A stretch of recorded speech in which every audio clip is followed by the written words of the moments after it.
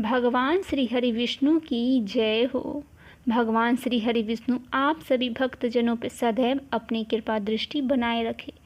आमतौर पर देखा जाता है किसी शुभ काम से पहले या मनोकामनाएं पूरी होने पर सत्यनारायण व्रत की कथा सुनने का विधान है। सनातन धर्म से जुड़ा शायद ही कोई ऐसा व्यक्ति होगा जिसने श्री सत्यनारायण कथा का नाम न सुना हो। इस कथा को सुनने का फल हजारों साल तक किए गए यज्ञ के बराबर माना जाता है। शास्त्रों के मुताबिक ऐसा माना गया है कि इस कथा को सुनने वाला व्यक्ति अगर व्रत रखता है तो उसके जीवन के दुखों को श्री हरि विष्णु खुद ही हर लेते हैं। स्कंद पुराण के मुताबिक भगवान सत्यनारायण श्री हरि विष्णु का ही दूसरा रूप है। इस कथा की महिमा को भगवान सत्यनारायण ने अपने मुख से देवर्षि नारद को बताया है। पूर्णिमा के दिन इस कथा को सुनने का विशेष महत्व है। कलयुग में इस व्रत कथा को सुनना बहुत प्रभावशाली माना गया है। जो लोग पूर्णिमा के दिन कथा नहीं सुन पाते वे कम से कम भगवान सत्यनारायण का मन में ध्यान कर ले, विशेष लाभ होगा। पुराणों में ऐसा भी बताया गया है जिस स्थान पर श्री सत्यनारायण भगवान की पूजा होती है हर एक पूर्णिमा को वहाँ पे सभी देवी देवताओं का वास होता है। आइए श्री सत्यनारायण भगवान की कथा सुनते हैं। श्री सत्यनारायण कथा का पहला अध्याय। एक समय की बात है, नैशिर्ण तीर्थ में सौनकादिक 88,000 ऋषियों ने श्री सूत जी से पूछा, हे प्रभु, इस कलयुग में वेद विद्या रहित मनुष्यों को प्रभु भक्ति किस प्रकार मिल सकती है तथा उनका उद्धार कैसे होगी। हे मुनि श्रेष्ठ, कोई ऐसा तप बताइए जिससे थोड़े समय में ही पुण्य मिले और मन वांछित फल भी मिल जाए। इस प्रकार की कथा सुनने की हम इच्छा रखते हैं। सर्वशास्त्रों के ज्ञाता सूत जी बोले, हे वैष्णवों, मैं पूज्य आप सभी ने प्राणियों के हित की बात पूछी है, इसीलिए मैं एक ऐसे श्रेष्ठ व्रत को आप लोगों को बताऊंगा जिसे नारद जी ने लक्ष्मी नारायण जी से पूछा था और लक्ष्मीपति ने मुनि श्रेष्ठ नारद जी से कहा था। आप सब इसे ध्यान से सुनिए। एक समय की बात है, योगी राज नारद जी दूसरों के हित की इच्छा के लिए अनेक लोकों में घूमते हुए मृत्यु लोक में आ पहुँचे। यहाँ उन्होंने अनेक योनियों में जन्मे। प्रायः सभी मनुष्य को अपने कर्मों द्वारा अनेकों दुखों से पीड़ित देखा। उनका दुख देख नारद जी सोचने लगे कि कैसा यत्न किया जाए जिसके करने से निश्चित रूप से मानव के दुखों का अंत हो जाए। इसी विचार पर मनन करते हुए वह विष्णु लोक में गए। वहाँ वह देवों के ईश नारायण की स्तुति करने लगे, जिनके हाथों में शंख चक्र गदा और पद्म थे, गले में वरमाला पहने हुए थे। स्तुति करते हुए नारद जी बोले, हे भगवान, आपका आदि मध्य तथा अंत नहीं है। निर्गुण स्वरूप सृष्टि के कारण भक्तों के दुख दूर करने वाले आपको मेरा नमस्कार है। नारद जी की स्तुति सुन विष्णु भगवान बोले, हे मुनि श्रेष्ठ, आपके मन में क्या बात है? आप किस काम के लिए पधारे हैं उसे निसंकोच कहो। इस पर नारद मुनि बोले कि मृत्यु लोक में अनेक योनियों में जन्मे मनुष्य अपने कर्मों के द्वारा अनेकों दुखों से दुखी है। हे नाथ, आप मुझ पर दया रखते हैं तो बताइए कि वो मनुष्य थोड़े प्रयास से ही अपने दुखों से कैसे छुटकारा पा सकते हैं। फिर श्री हरि बोले, हे नारद, मनुष्यों की भलाई के लिए तुमने बहुत अच्छी बात पूछी है। जिसके करने से मनुष्य मोह से छूट जाता है वह बात मैं कहता हूँ, उसे सुनो। स्वर्ग लोक और मृत्यु लोक दोनों में एक दुर्लभ उत्तम व्रत है जो पुण्य देने वाला है। आज प्रेमवश होकर मैं उसे तुमसे कहता हूँ। श्री सत्यनारायण भगवान का यह व्रत अच्छी तरह से विधान पूर्वक करके मनुष्य तुरंत ही यहाँ सुख भोग कर मरने पर मोक्ष प्राप्त कर लेता है। श्री हरि के वचन सुन नारद जी बोले कि उस व्रत का फल क्या है और उसका विधान क्या है। यह व्रत किसने किया था, इस व्रत को किस दिन करना चाहिए, सभी कुछ विस्तार से बताएं। नारद जी की बात सुनकर श्री हरि बोले, दुख और शोक को दूर करने वाला यह सभी स्थानों पर विजय दिलाने वाला मानव को भक्ति और श्रद्धा के साथ शाम को श्री सत्यनारायण की पूजा धर्मपरायण होकर ब्राह्मणों और बंधुओं के साथ करनी चाहिए। भक्ति भाव से ही नैवेद्य, केले का फल, घी, दूध और गेहूं का आटा सवाय ले। गेहूं के स्थान पर साठी का आटा, शक्कर तथा गुड़ लेकर वह सभी भक्षण योग्य पदार्थ को मिलाकर भगवान का भोग लगाए। ब्राह्मणों सहित बंधु बांधवों को भी भोजन करवाए। उसके बाद स्वयं भोजन करे, भजन कीर्तन के साथ भगवान की भक्ति में लीन हो जाए। इस तरह से श्री सत्यनारायण भगवान का यह व्रत करने से मनुष्य की सारी इच्छाएं पूरी होती है। इस कली काल अर्थात कलयुग में मृत्यु लोक में मोक्ष की यही एक सरल उपाय बताया गया है। इति श्री सत्यनारायण व्रत कथा का प्रथम अध्याय संपूर्ण हुआ। बोलिए श्री सत्यनारायण भगवान की जय। आइए दूसरा अध्याय की शुरुआत करते हैं। सूत जी बोले, हे ऋषियों, जिसने पहले समय में इस व्रत को किया था उसका इतिहास कहता हूँ, ध्यान से सुनो। सुंदर काशीपुरी नगरी में एक अत्यंत निर्धन ब्राह्मण रहता था। भूख प्यास से परेशान वह धरती पर घूमता रहता था। ब्राह्मणों से प्रेम करने वाले भगवान ने एक दिन ब्राह्मण का वेश धारण कर उसके पास जाकर पूछा, हे विप्र, नित्य दुखी होकर तुम पृथ्वी पर क्यों घूमते हो? दीन ब्राह्मण बोला, मैं निर्धन ब्राह्मण हूँ, भिक्षा के लिए धरती पर घूमता हूँ। हे भगवान, यदि आप इसका कोई उपाय जानते हैं तो बताइए। वृद्धा ब्राह्मण कहता है कि श्री सत्यनारायण भगवान का मनोवांछित फल देने वाले हैं, इसीलिए तुम उनका पूजन करो। इसके करने से मनुष्य सभी दुखों से मुक्त हो जाता है। वृद्ध ब्राह्मण बनकर आए सत्यनारायण भगवान उस निर्धन ब्राह्मण को व्रत का सारा विधान बताकर अंतर्ध्यान हो गए। ब्राह्मण मन ही मन सोचने लगा कि जिस व्रत को वृद्ध ब्राह्मण करने को कह गया है मैं उसे जरूर करूँगा। यह निश्चय करने के बाद उसे रात में नींद भी नहीं आई। वह सवेरे उठकर सत्यनारायण भगवान के व्रत का निश्चय कर भिक्षा के लिए चल दिया। उस दिन निर्धन ब्राह्मण को भिक्षा में बहुत धन मिला, जिससे उसने बंधु बांधवों के साथ मिलकर श्री सत्यनारायण भगवान का व्रत संपन्न किया। भगवान सत्यनारायण का व्रत संपन्न करने के बाद वह निर्धन ब्राह्मण सभी दुखों से छूट गया और अनेक प्रकार की संपत्तियों से युक्त हो गया। उसी समय से यह ब्राह्मण हर माह इस व्रत को करने लगा। इस तरह से सत्यनारायण भगवान के व्रत को जो मनुष्य करेगा वह सभी प्रकार के पापों से छुटकारा, मोक्ष की प्राप्ति होगा। जो मनुष्य इस व्रत को करेगा वह भी सभी दुखों से मुक्त हो जाएगा। सूत जी बोले कि इस तरह नारद जी से नारायण जी का कहा हुआ श्री सत्यनारायण व्रत को मैंने तुमसे कहा। हे विप्र, मैं अब और क्या कहूँ? ऋषि बोले, हे मुनिवर, संसार में उस विप्र से सुनकर और किस किस ने इस व्रत को किया, हम सब इस बात को सुनना चाहते हैं। इसके लिए हमारा मन बहुत ही श्रद्धा भाव से व्याकुल है। सूत जी बोले, हे मुनियों, जिस जिसने इस व्रत को किया है वह सब सुनो। एक समय वही विप्र धन व ऐश्वर्य के अनुसार अपने बंधु बांधवों के साथ इस व्रत को करने को तैयार हुआ। उसी समय एक एक लकड़ी बेचने वाला बूढ़ा आदमी आया और लकड़ियां बाहर रखकर अंदर ब्राह्मण के घर में गया। प्यास से दुखी वह लकड़हारे उनको व्रत करते देख विप्र को नमस्कार कर पूछने लगे कि आप यह क्या कर रहे हैं तथा इसके करने से क्या फल मिलेगा, कृपया करके आप मुझे भी बताइए। ब्राह्मण ने कहा कि सब मनोकामनाओं को पूरा करने वाला यह सत्यनारायण भगवान का व्रत है। इनकी कृपा से ही मेरे घर में धन धान आदि की वृद्धि हुई है। विप्र से सत्यनारायण व्रत के बारे में जानकर लकड़हारे बहुत प्रसन्न हुआ। चना अमृत लेकर वह प्रसाद खाने के बाद वह अपने घर गया। लकड़हारे ने अपने मन में संकल्प किया कि आज लकड़ी बेचने से जो धन मिलेगा उसी से श्री सत्यनारायण भगवान का उत्तम व्रत करूँगा। मन में इस विचार को ले बूढ़ा आदमी सिर पर लकड़ियां रख उस नगर में बेचने गया। जहाँ धनी लोग ज़्यादा रहते थे उस नगर में उसे अपनी लकड़ियां का दाम पहले से 4 गुना अधिक मिलता है।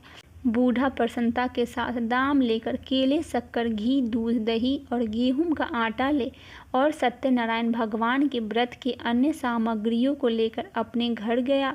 वहाँ उसने अपने बंधु बांधवों को बुलाकर विधि विधान से सत्यनारायण भगवान का पूजा और व्रत किया।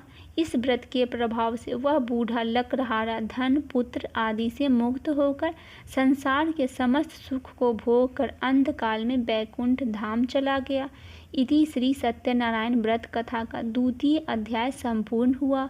श्री सत्यनारायण भगवान की जय। 3रा अध्याय आइए सुनते हैं। सूत जी बोले, हे श्रेष्ठ मुनियों, अब आगे की कथा कहता हूँ। पहले समय में उल्का मुख नाम का एक बुद्धिमान राजा था। वह सत्य वक्ता और जितेंद्रिय था। प्रतिदिन देव स्थानों पर जाता और निर्धनों को धन देकर उनके कष्ट दूर करता था। उसकी पत्नी कमल के समान मुख वाली तथा सती साध्वी थी। भद्रशिला नदी के तट पर उन दोनों ने श्री सत्यनारायण भगवान का व्रत किया। उसी समय साधु नाम का एक वैश्य आया। उसके पास व्यापार करने के लिए बहुत सा धन भी था। राजा को व्रत करते देखकर वह नियम विनय के साथ पूछने लगा, हे राजन, भक्ति भाव से पूर्ण होकर आप यह क्या कर रहे हैं? मैं सुनने की इच्छा रखता हूँ, तो आप मुझे बताइए। राजा बोले, हे साधु, आपने बंधु बांधवों के पुत्रादि की प्राप्ति के लिए एक महाशक्तिमान श्री सत्यनारायण भगवान का व्रत और पूजा कर रहा हूँ। राजा के वचन सुन साधु आदर से बोला, हे राजन, मुझे इस व्रत का सारा विधान कहिए। आपके कथानुसार मैं भी इस व्रत को करूँगा। मेरी भी संतान नहीं है और इस व्रत को करने से निश्चित रूप से मुझे संतान की प्राप्ति होगी। राजा से व्रत का सारा विधान सुन व्यापार से निवृत्त हो वह अपने घर गया। साधु वैश्य ने अपनी पत्नी को संतान देने वाले इस व्रत का वर्णन कह सुनाया और कहा कि जब मेरी संतान होगी तब मैं इस व्रत को करूँगा। साधु ने इस तरह से वचन अपनी पत्नी लीलावती से कहे।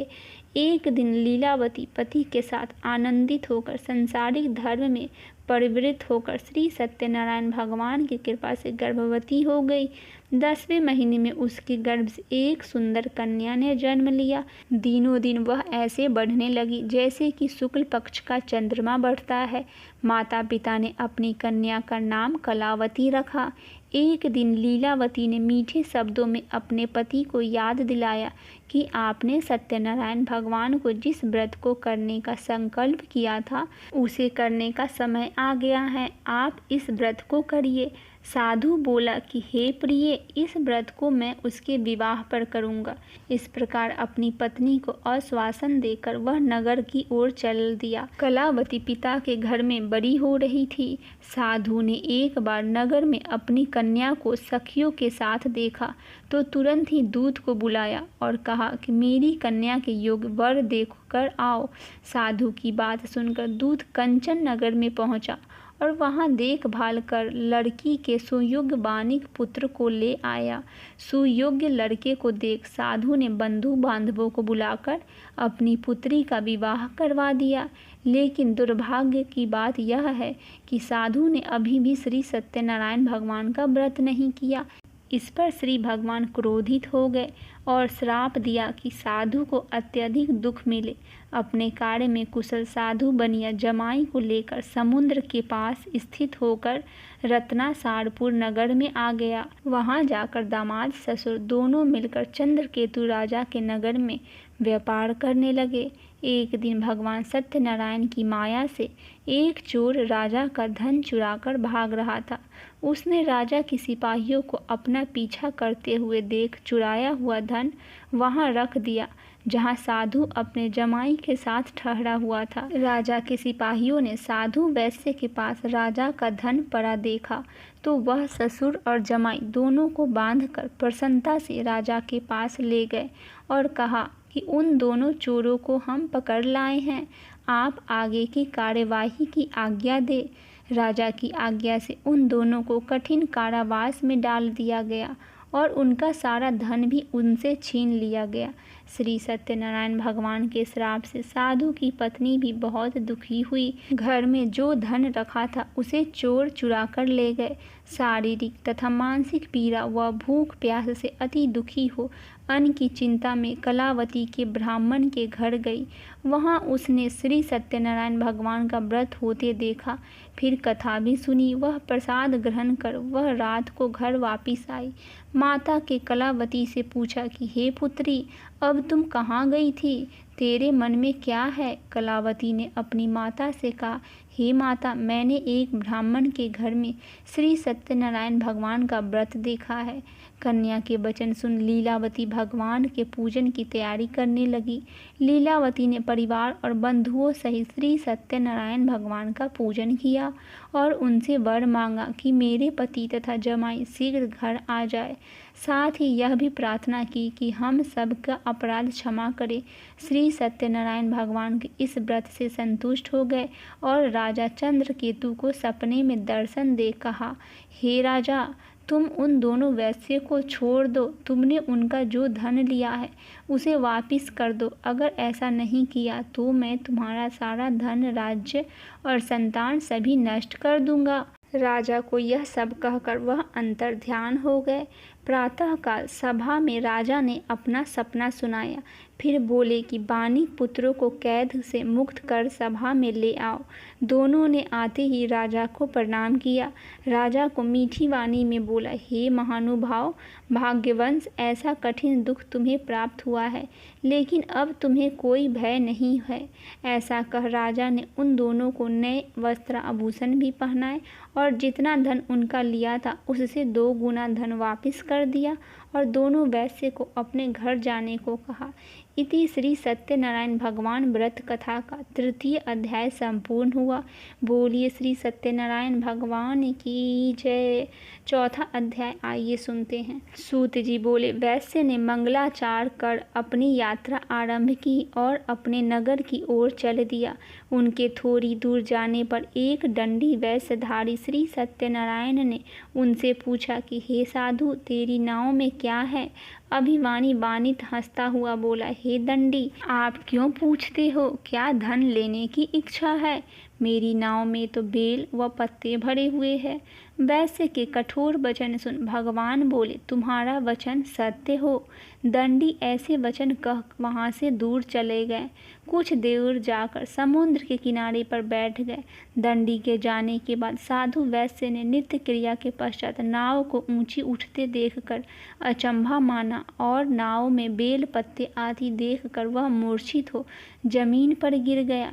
मूर्छा खुलने पर वह अत्यंत शोक में डूब गया। तब उसका दामाद बोला कि आप शोक ना मनाएं, यह दंडी का शाप है, इसीलिए हमें उनकी शरण में जाना चाहिए, तभी हमारी मनोकामनाएं पूरी होगी। दामाद की बात सुनकर वह दंडी के पास पहुंचा और अत्यंत भक्ति भाव नमस्कार करके बोला, मैंने आपसे जो असत्य वचन कहे थे उनके लिए मुझे क्षमा कर दीजिए। ऐसा कहकर महान शोकातुर होकर रोने लगा। तब दंडी भगवान बोले, हे वानिक पुत्र, मेरी आज्ञा से बार बार तुम्हें दुख प्राप्त हुआ है। तू मेरी पूजा से विमुख हुआ है। साधु बोला, हे भगवान, आपकी माया से ब्रह्मा आदि देवता भी आपके रूप को नहीं जानते। तब मैं तो अज्ञानी हूँ, कैसे जान सकता हूँ? आप प्रसन्न होइए। अब मैं सामर्थ्य के अनुसार आपकी पूजा अवश्य करूँगा। मेरी रक्षा करो और पहले के समान नौका में धन भर दो। साधु वैश्य के भक्तिपूर्वक वचन सुनकर भगवान प्रसन्न हो गए और उसकी इच्छा के अनुसार वरदान देकर अंतर ध्यान हो गए। ससुर जमाई जब नाव पर आए तो नाव धन से भरी हुई थी। फिर वही अपने अन्य साथियों के साथ सत्यनारायण भगवान का पूजन कर अपने नगर को चल दिए। जब नगर के नज़दीक पहुँचे तो दूत के घर पर खबर करने के लिए भेज दिया। दूत साधु की पत्नी को प्रणाम कर कहता है कि मालिक अपने दामाद सहित नगर के निकट आ गए हैं। दूत की बात सुन साधु की पत्नी लीलावती ने बड़े हर्ष के साथ सत्यनारायण भगवान का पूजन कर अपनी पुत्री कलावती से कहा कि मैं अपने पति के दर्शन को जाती हूँ, तू कार्य पूर्ण कर शीघ्र आ जाना। माता के ऐसा वचन सुन कलावती जल्दी से प्रसाद छोड़ अपने पति के पास चली गई। प्रसाद की अवज्ञा के कारण श्री सत्यनारायण भगवान रुष्ट हो गए और नाव सहित उसके पति को पानी में डुबा दिया। कलावती अपने पति को वहां न पाकर रोती हुई जमीन पर गिर गई। नौका को डूबा हुआ देख व कन्या को रोता हुआ देख साधु दुखी होकर बोला कि हे प्रभु, मुझसे तथा मेरे परिवार से जो भूल हुई है उसे क्षमा करिए। साधु की दीन वचन सुनकर श्री सत्यनारायण भगवान प्रसन्न हो गए और आकाशवाणी हुई, हे साधु, तेरी कन्या मेरे प्रसाद को छोड़कर आई है, इसीलिए उसका पति अदृश्य हो गया है। यदि वह घर जाकर प्रसाद खाकर लौटती है तो इसे इसका पति अवश्य मिलेगा। ऐसा आकाशवाणी सुन कलावती घर पहुंचकर प्रसाद खाती है और फिर आकर अपने पति के दर्शन करती है। उसके बाद साधु अपने बंधु बांधवों सहित श्री सत्यनारायण भगवान का विधि विधान से पूजन करवाता है। इस लोक का सुख भोग कर वह अंत में स्वर्ग को जाता है। इति श्री सत्यनारायण भगवान व्रत कथा का 4th अध्याय पूरा हुआ।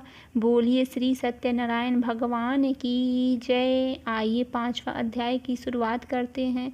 सूत जी बोले, हे ऋषियों, मैं और भी एक कथा सुनाता हूँ, उसे भी ध्यानपूर्वक सुनो। प्रजा पालन में लीन तुंगध्वज नाम का एक राजा था। उसने भी भगवान का प्रसाद त्याग कर बहुत ही दुख सहन किया। एक बार वन में जाकर वन्य पशुओं को मारकर वह बड़ के पेड़ के नीचे आया। वहां उसने ग्वालों को भक्ति भाव से अपने बंधुओं सहित सत्यनारायण भगवान का पूजन करते देखा। अभिमानवश राजा ने उन्हें देखकर भी पूजा स्थान में नहीं गया। राजा को प्रसाद दिया, लेकिन उसने वह प्रसाद नहीं खाया और प्रसाद को वहीं छोड़कर वह अपने नगर को चला गया। जब वह नगर में पहुंचा तो वहां सब कुछ तहस नहस हो चुका था। वह शीघ्र ही समझ गया कि यह सब भगवान ने ही किया है। वह दोबारा ग्वालों के पास पहुंचा और विधि पूर्वक पूजा कर प्रसाद खाया तो श्री सत्यनारायण भगवान की कृपा से सब कुछ पहले जैसा हो गया। दीर्घ काल तक सुख भोगने के बाद मरणोपरांत उसे स्वर्ग की प्राप्ति हुई।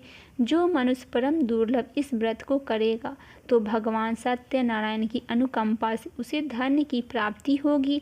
निर्धन धनी हो जाता है और भय मुक्त हो जीवन जीता है। संतानहीन मनुष्य को संतान सुख मिलता है। सारे मनोरथ पूर्ण होने पर मानव अंतकाल में वैकुंठ धाम को जाता है। सूत जी बोले, जिन्होंने पहले इस व्रत को किया है, अब उनके दूसरे जन्म का कथा कहता हूँ।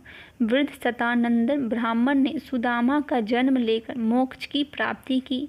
लक्रहारे ने अगले जन्म में निषाद बनकर मोक्ष प्राप्त किया। उल्कामुख नाम का राजा दशरथ होकर बैकुंठ गए। साधु नाम के वैश्य ने मोर ध्वज बनकर अपने पुत्र को आरे से चीर कर मोक्ष पाया। महाराज तुंगध्वज ने स्वयंभू होकर भगवान से भक्ति युक्त हो कर्म कर मोक्ष पाया। इति श्री सत्यनारायण व्रत कथा का 5वां अध्याय संपूर्ण हुआ। श्री सत्यनारायण भगवान की जय। कथा श्रवण के बाद श्री सत्यनारायण की आरती अवश्य करना चाहिए और अंत में 3 बार प्रदक्षिणा कर आटे की पंजरी में विविध फल और दही लस्सी का चनामृत बनाकर सभी लोगों को प्रसाद स्वरूप बांटकर और स्वयं भी ग्रहण करना चाहिए। आइए सत्यनारायण भगवान की आरती करते हैं। जय लक्ष्मी रमना स्वामी, जय लक्ष्मी रमना सत्यनारायण स्वामी, जने पातके हरेना। जय लक्ष्मी रमना रतन जड़ित सिंहासन, अद्भुत छवि राजे। नारद करत निराजन, घंटा बने बाजे। जय लक्ष्मी रमना प्रकट भये कलिकारण, द्विज को दरस दियो, बूढ़ो ब्राह्मण बन कर कंचन महल कियो। जय लक्ष्मी रमना, दुर्बल भील कठारो, जिन पर कृपा करो। चंद्रचूंड के राजा, तिनकी विपत्ति हरे। जय लक्ष्मी रमना, वैसे मनोरथ पायो। श्रद्धा तज दीन्ही, सो भले भोग प्रभु जी, फिर स्तुति कीन्ही। जय लक्ष्मी रमना, भाव भक्ति के कारण छिन छिन रूप धरो। श्रद्धा धारण कीन्ही, तिनको काज सरो। जय लक्ष्मी रमना, ग्वाले बाले संग राजा, बन में भक्ति करी। मनोवांछित फल दीनो, दीन दयालु हरि। जय लक्ष्मी रमना, चढ़त प्रसाद सवायो। कदली फल मेवा, धूप दीप तुलसी से, राजी सत देवा। जय लक्ष्मी रमना, सत्य नारायण की आरती, जो कोई नर गावे। तन मन सुख संपत्ति, मनोवांछित फल पावे। जय लक्ष्मी रमना, स्वामी जय लक्ष्मी रमना। बोलिए भगवान श्री लक्ष्मी नारायण भगवान की जय। श्री सत्यनारायण भगवान की जय। श्री हरि विष्णु भगवान की जय।